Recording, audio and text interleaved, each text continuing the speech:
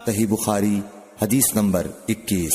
حضور اکرم صلی اللہ علیہ وآلہ وسلم نے ارشاد فرمایا، جس شخص میں یہ 3 باتیں ہوں گی وہ ایمان کا مزہ پالے گا۔ ایک یہ کہ وہ شخص جسے اللہ اور اس کا رسول ان کے ماں سوا سے زیادہ عزیز ہوں، اور دوسرے یہ کہ جو کسی بندے سے محض اللہ ہی کے لیے محبت کرے، اور تیسری بات یہ کہ جسے اللہ نے کفر سے نجات دی ہو پھر دوبارہ کفر اختیار کرنے کو وہ ایسا برا سمجھے جیسا آگ میں گر جانے کو برا جانتا ہے۔ صحیح بخاری حدیث نمبر 22۔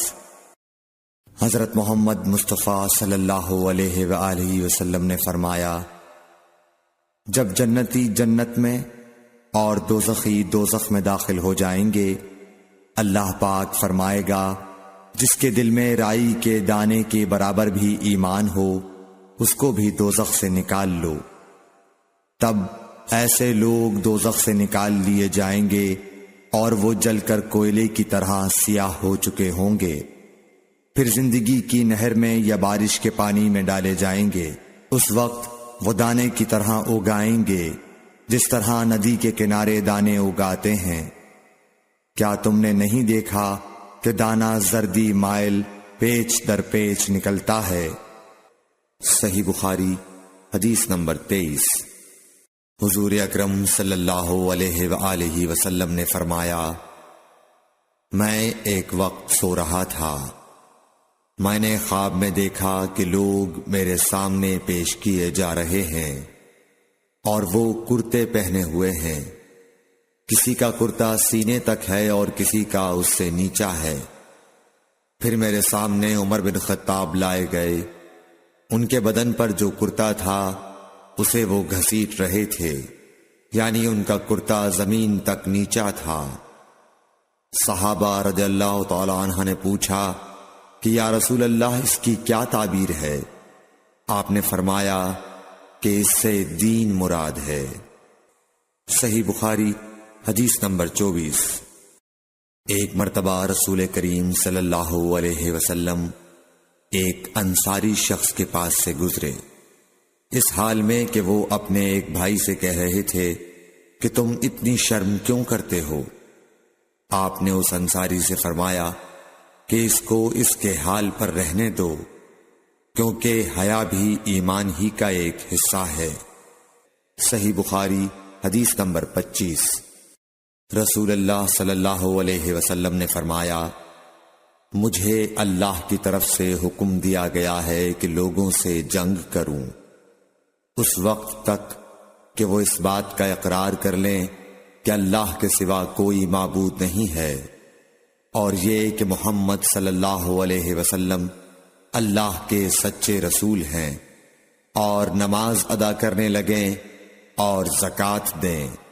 جس وقت وہ یہ کرنے لگیں گے تو مجھ سے اپنے جان و مال کو محفوظ کر لیں گے سوائے اسلام کے حق کے۔ رہا ان کے دل کا حال تو ان کا حساب اللہ کے ذمہ ہے۔ صحیح بخاری حدیث نمبر 26۔ رسول اللہ صلی اللہ علیہ وسلم سے دریافت کیا گیا کہ کون سا عمل سب سے افضل ہے؟ فرمایا، اللہ اور اس کے رسول پر ایمان لانا۔ کہا گیا اس کے بعد کون سا؟ آپ نے فرمایا کہ اللہ کی راہ میں جہاد کرنا۔ کہا گیا پھر کیا ہے؟ آپ نے فرمایا حج مبرور۔ صحیح بخاری حدیث نمبر 27۔ رسول اللہ صلی اللہ علیہ وسلم نے چند لوگوں کو کچھ عطیہ دیا اور سعد وہاں موجود تھے۔ وہ کہتے ہیں کہ رسول اللہ صلی اللہ علیہ وسلم نے ان میں سے ایک شخص کو کچھ نہ دیا، حالانکہ وہ ان میں مجھے سب سے زیادہ پسند تھا۔ میں نے کہا حضور، آپ نے فلاں کو کچھ نہ دیا، میں اسے مومن گمان کرتا ہوں۔ آپ نے فرمایا مومن یا مسلمان؟ میں تھوڑی دیر چپ رہ کر پھر پہلی بات دہرانے لگا۔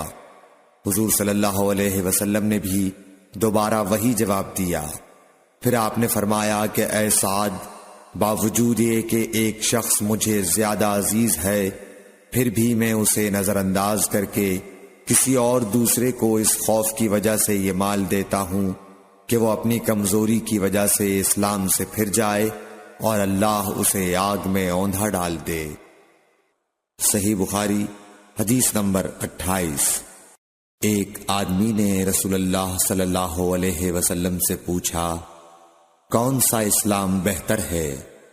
آپ صلی اللہ علیہ وسلم نے فرمایا کہ تو کھانا کھلائے اور ہر شخص کو سلام کرے، خواہ اس کو تو جانتا ہو یا نہ جانتا ہو۔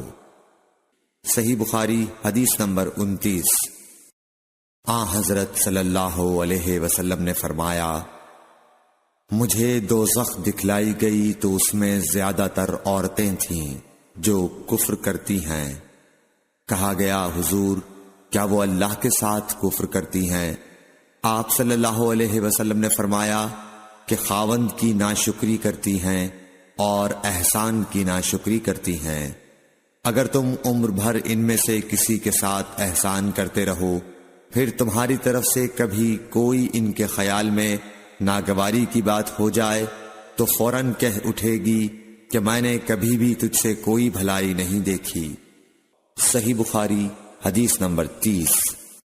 حضرت صلی اللہ علیہ وآلہ وسلم فرماتے تھے، جب دو مسلمان اپنی اپنی تلواریں لے کر بھڑ جائیں تو قاتل اور مقتول دونوں دوزخی ہیں۔ عرض کیا گیا، یا رسول اللہ، قاتل تو خیر ضرور دوزخی ہونا چاہیے، مقتول کیوں؟ فرمایا، وہ بھی اپنے ساتھی کو مار ڈالنے کی حرص رکھتا تھا، موقع پاتا تو وہ اسے ضرور قتل کر دیتا۔ دل کے عزم صمیم پر وہ دوزخی ہوا۔